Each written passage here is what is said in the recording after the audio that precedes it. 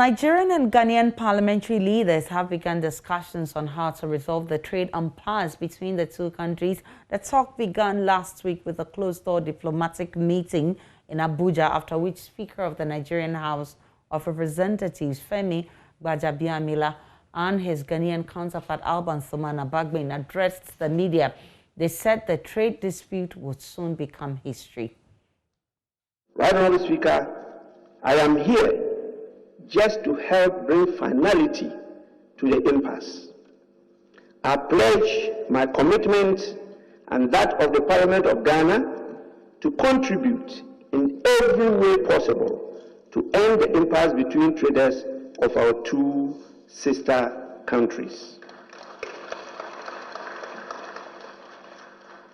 In furtherance of that, under my leadership, the Parliament of Ghana has appointed a 7-member committee as Ghana's delegation to the Joint Committee of Eminent Persons of our legislatures. They will interact with their Nigerian counterparts towards passing the Ghana-Nigeria Friendship Act. The Act will set up the proposed Ghana-Nigeria Business Council, which is intended to provide the legal and institutional framework to sustain the continued friendship and business interests of our people. I am particularly glad to indicate that they are with me on this trip and are ready to engage with their counterparts towards realizing the intentions expressed in the Act. The communique of 31st May 2021 meeting suggested in part a ring fencing of some of the thorny requirements of the Ghana Investment Promotion Center Act 2013. This was a laudable suggestion. Of particular mention in this regard is the reconsideration of the $1 million United States minimum capital requirement for trading enterprises under Section 28(2) of the Act. This is to facilitate regularization of the businesses of the affected Nigerian retail traders in the trade impasse. Equally commendable is a special concession to be applied to the requirement for the payment of 0.5% stamp duty on the capital investment required by both the Ghana Investment Promotion Center and the Registrar General's Department in respect of investment by foreign nationals. Well, let's have a conversation about this one. Joseph Paddy has just joined me in the studio. He's Director of Communications of GUTA. They've expressed concerns about what the Parliament of Ghana and that of Nigeria intends to do. Prince Boateng, his PRO of the Ministry of Trade and Industry, he will be joining us shortly also on Zoom for this conversation. But Joseph, what exactly are the concerns of GUTA on this matter? Thank you very much. And then let me say good evening to your viewers. And then, yes, we have so many concerns.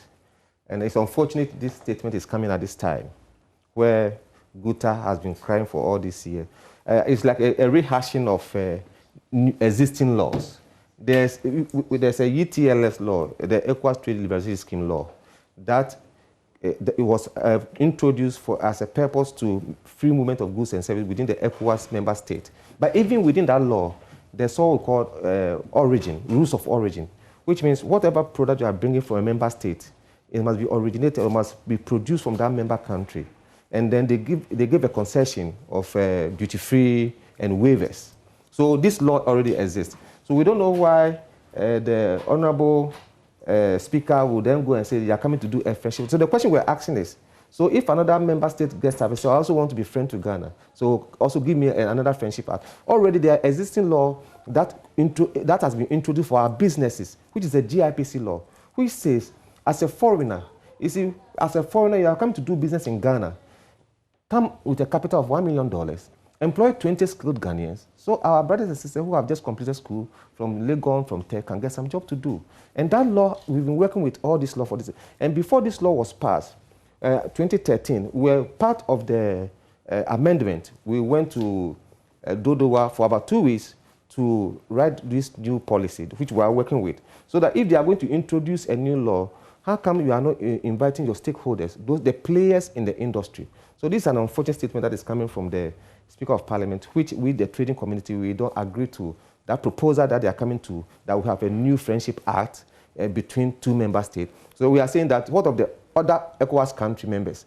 They also come and say, give us a new law, a Friendship Act. They keep on writing. So what happens But do you know the details of this Friendship Act? And are you aware, or do you know whether what the act comprises will hurt GUTA members?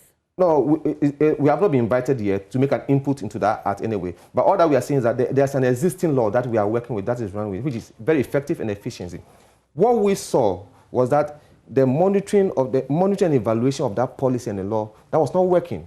Our agencies were not working that. So that because if a foreigner comes to your country and says, I'm coming to do A, B, C, D business, you must know the location, what kind of business going to do. But before we see, I have a particular example. GUTA made a program, and we saw that some of the foreigners came in the name of manufacturing, and now they are doing trading. So who is supposed to enforce those laws? So it's because those laws were not enforced. The foreigners took advantage of the loopholes, and they are doing other things that we're not supposed to do. So we are saying that there are some already existing laws. Let's work with those laws.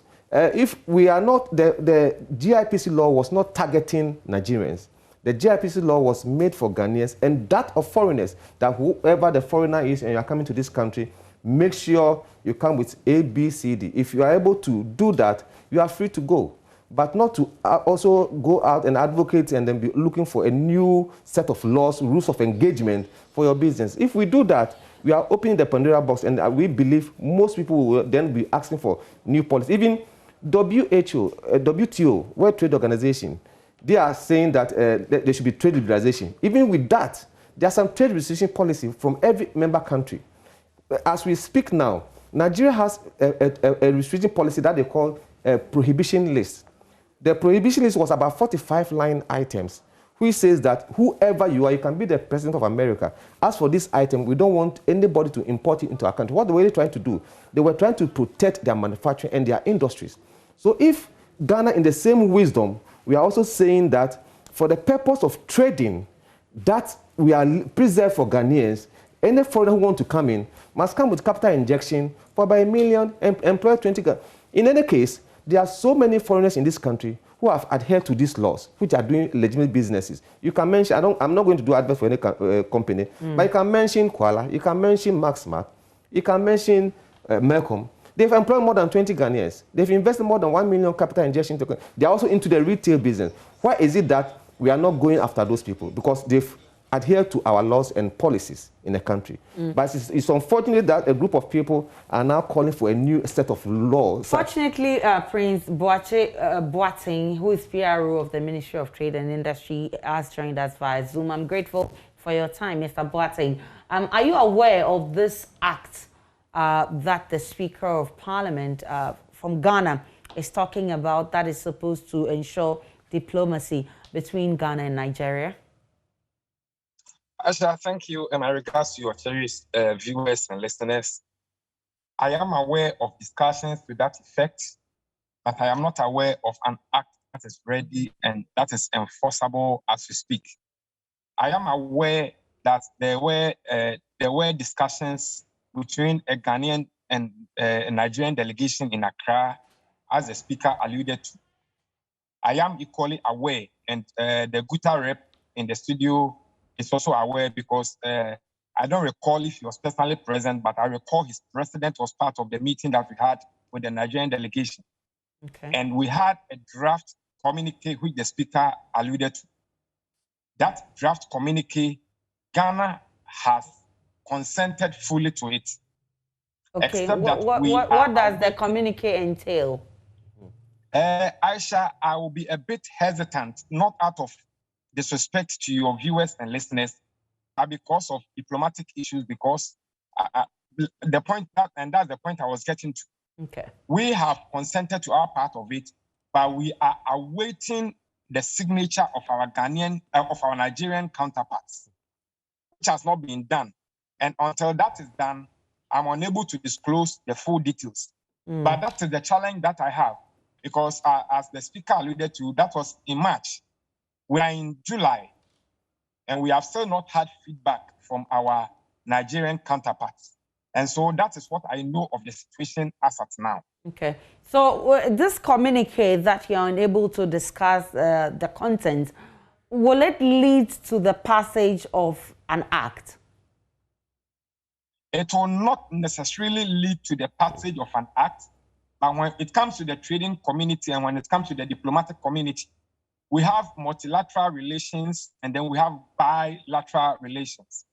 And so irrespective of the existence of some regulations, two countries can mutually come together and decide on something that is mutually beneficial to them. As we speak now, and Paddy mentioned it as I tuned in, we have a tall list of a prohibition list from Nigeria that does not just affect Ghana alone, but affects other countries in the sub-region. Once it affects Ghana, it means that our citizens are affected. In as much as they are looking to the interests of their citizens, we are equally looking to save. Ghana is the headquarters of the African Continental Free Trade Area, which seeks to harmonize trading among ourselves. And if we are able to do this and do this better, we will better satisfy ourselves, even if we are unable to penetrate into other continental markets. So even if between ourselves, we have these prohibition lists that are there, and in spite of the existence of same, another country thinks that, yes, because of mutual relations, because of brotherly relations, we can ignore it and then move on. I think that that will not be mutually beneficial. And these are some of the issues that, in as much as I do not intend to go into the details of the communique, these are some of the issues that we raise. And we are hoping that in the interest of good relations, in the interest of, I don't know the exact way to use, we will get some positive feedback from our counterparts so that we can forge a common way forward. But as far as concerned, whatever the speaker spoke about, and I'm not trying to hold brief for him. Okay. But if we listen to the speaker very well, I think that he spoke as a statesman. This is the speaker of a parliament. Okay. And mind you, Aisha, he was not echoing the position of the executive. He's speaking as a speaker of parliament. Okay. And he's saying that parliament is ready.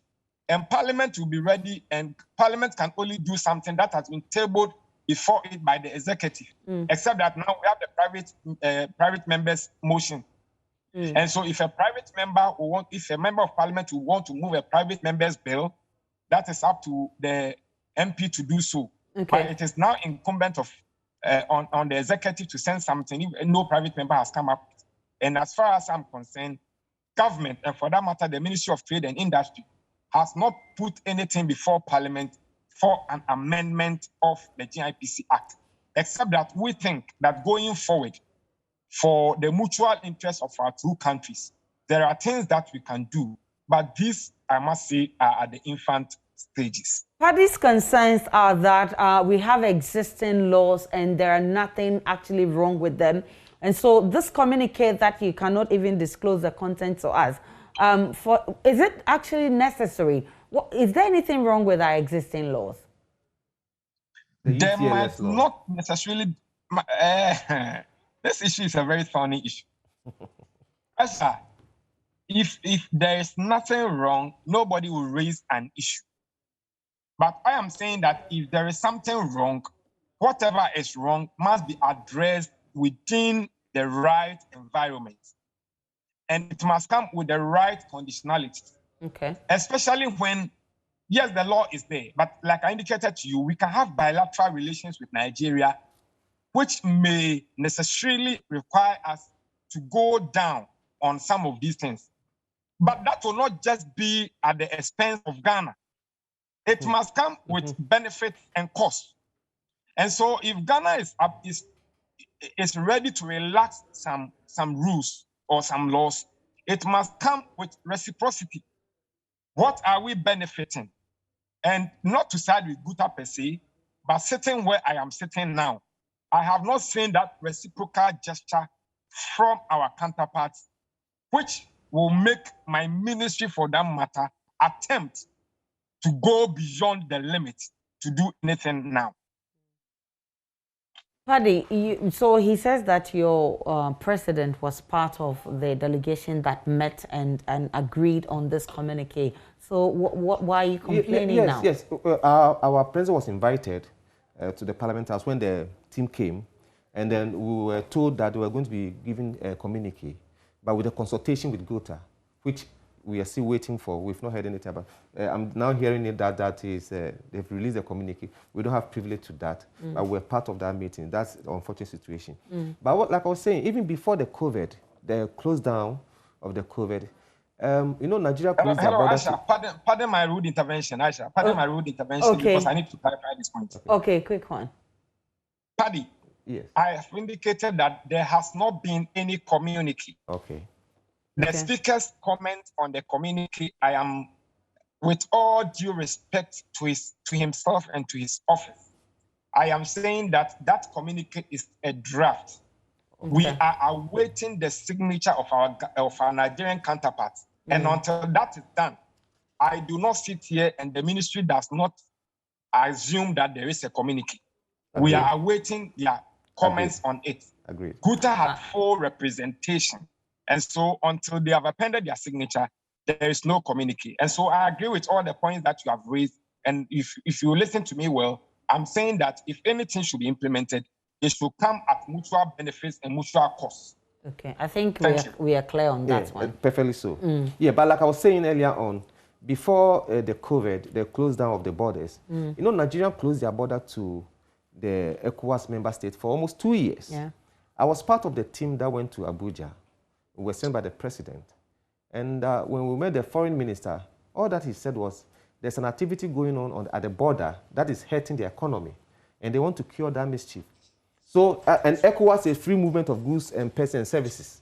And you've closed your border to a member state. What then happens? Some of our members, our manufacturers, goods were at the border for 2 years. As for example, perishable commodities. What happens to those commodities? They care less because they want to cure certain mischief that is hurting the economy. So which you are saying that if the activities of foreigners is hurting our economy and our businesses, that mischief must be cured. And one of the issues, the tools to cure those mischief is that when you are coming to do trading in the country, come with your $1 million equivalent, and then come employ 20 Ghanaians, go to Register General, register with GIPC. And all that we saw was that most of these foreigners have not registered with a GIPC. They don't have the GIP certificate, they don't have registered general certificate, and they are doing trading. You see, and this is the difficulty and the challenge we find ourselves as GUTA and then the trading community. That why do you have to open up? Now, actually, do you know that almost the economy of the country is not in our hands? Look at the telecos, they are owned by foreigners. Look at the banks, they are owned by foreigners. The trading aspect that is left for Ghanaians to, foreigners are taking over. Then what happens? And people always say that Ghanaians businessmen are scared of competition. And we have hiking prices and goods and services. And we say, all those partners from outside, those foreigners, go find out from their banks. When they go to their banks, at what rate, interest rate do they get capital? They get almost 3%. And then in Ghana, the least you can get is about 22% to 25%. So from day one, you are not competitive. You see? So if, for example, I'm here as a Ghanaian and a foreigner is here, we're all going to buy from, we have a contract of $1 million. We are all going to buy from China. And that foreigner is going to get a facility for 3%, and I'm going to get a facility for 25%. Whose commodity will be higher? So these are some of the difficulty we as trading committee we see. And these are some of the things we need to cure to help Ghanaian business to be competitive. And it's a serious challenge. But not that we are scared of competition. Foreigners are welcome into this country, but then when you come, you must adhere and follow the rules of engagement and the rules and the laws that pertains to the country. I remember once upon a time, I traveled outside this country, trying to drive down that country. I was supposed to do 60 and I did 80. I was given a ticket because I was flouted their laws. And that the same thing, there should be a punishment for these foreigners who are coming to the retail sector without adhering to GIPC laws and rules and regulations, there must be a punishment for that. And we are saying that foreigners must come and do legitimate business in this country. They are welcome, but when they come, as for the rules of the engagement, we can't bend down on our rules. Now we have to be all citizens and not spectators. And not spectators. I'm grateful for your time. Joseph Paddy is with GUTA. Prince Boateng is also PRO of Ministry of Trade and Industry. We will still wait for this draft to be ready. When we have the content, and I'm sure we can have another conversation.